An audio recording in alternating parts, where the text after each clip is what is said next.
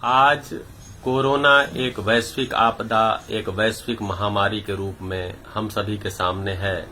पूरी दुनिया इस संकट से गुजर रही है।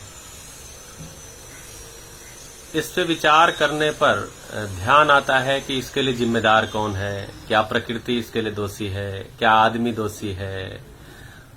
तो सारा बातचीत से ध्यान आता है कि कोरोना एक वायरस है और वायरस तो समय समय पर पहले से भी उपलब्ध हैं और समय समय पर अपने रूप में वो सामने आते रहते हैं।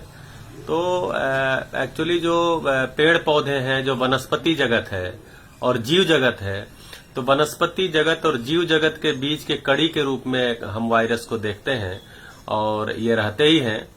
तो इसमें ये वायरस पैदा कहाँ हुआ, तो हम ये जानते हैं कि चीन के वुहान शहर में पैदा हुआ।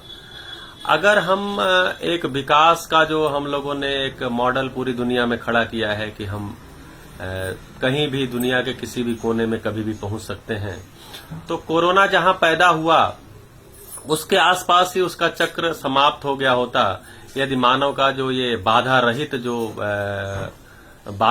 जो परिवहन व्यवस्था है, जो यातायात व्यवस्था है कि दुनिया के किसी भी कोने में कभी भी पहुंच सकते हैं, तो उसके कारण आदमी इसको कैरियर के रूप में पूरी दुनिया में लेकर के गया।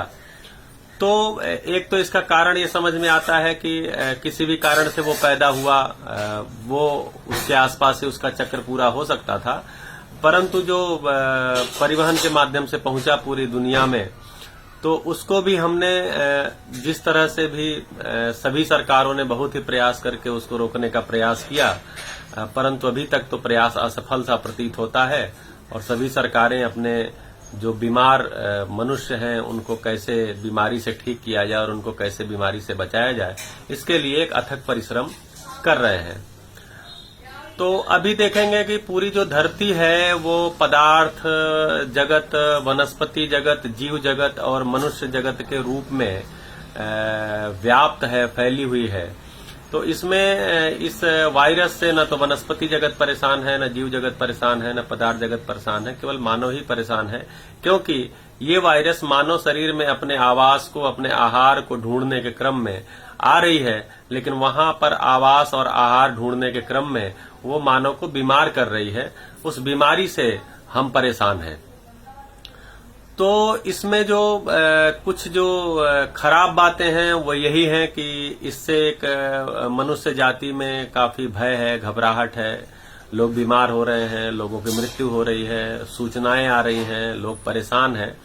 अगर पॉजिटिविटी देखेंगे तो इस समय में जिस ढंग से आदमी अपने घरों में कैद हुआ है, ज्यादा से ज्यादा अपने काम धंधों को छोड़ा है, जिस भी तरीके से वो काम धंधे को अपने करता था, काम धंधे करने के लिए जो भी तरीका उसने अपनाया था, उसको जब छोड़ा है, तो एक घटना घटी है प्रकृति में कि प्रकृति स्वयं ही शुद्ध हो गई है।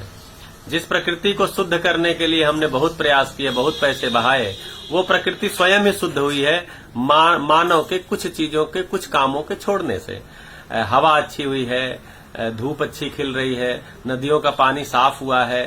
तो ये देखेंगे कि अगर मानव ने बहुत सारे ऐसे तरीके जो अपनाए हुए थे, उन तरीकों को अपनाने के कारण बहुत सारा जो एक विषाक्त किया हवा, पानी, मिट्टी को, उससे थोड़ी राहत मिली है। लेकिन एक बहुत बड़ा संकट मानव के आहार का संकट है। मानव जो काम धंधा बंद किया उसमें आहार का संकट आ गया है। इसमें सरकारें और समाज आगे आकर के लोगों की व्यवस्था कर रही हैं। इसके पीछे का जो कारण है आहार संकट का, क्योंकि हमने आहार को उत्पादन के बजाय हमने प्रोसेसिंग में ज्यादा ध्यान दिया और प्रोसेसिंग की तरफ हमारा ज्यादा झुकाव भी है, जिससे कि उसकी मार्केट में लाया जा सके, बाजार में लाया जा सके। यदि मानव स्वावलंबी होता अपने उत्पादन के प्रति, बाजार पर निर्भर नहीं होता, तो शायद भूख से मरने का या जो आहार की सामग्री है उसमें भय ग्रसित होने का कोई कारण नहीं बनता।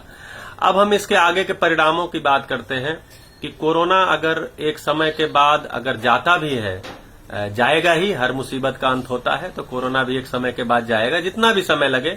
उसके बाद मानव को पुनर्व्यवस्थित होना पड़ेगा, पूरी दुनिया को पुनर्व्यवस्थित होना पड़ेगा, अपने उत्पादन के तरीकों को, अपने उपभोग के तरीकों को, अपने परिवहन के तरीकों को बहुत सारे बदलाव लाना होगा। क्योंकि ये वायरस कोई अकेला तो है नहीं, और भी वायरस हैं ही, समय समय पर वो रूप बदल करके सक्रिय होंगे, और जब जब सक्रिय होंगे तो हम परेशान होंगे ही। इसलिए मनुष्य को, मानवता को बचाने के लिए, पूरी धरती को बचाने के लिए, मानव जैसे अब तक जिया है उसमें सफल तो नहीं हुआ।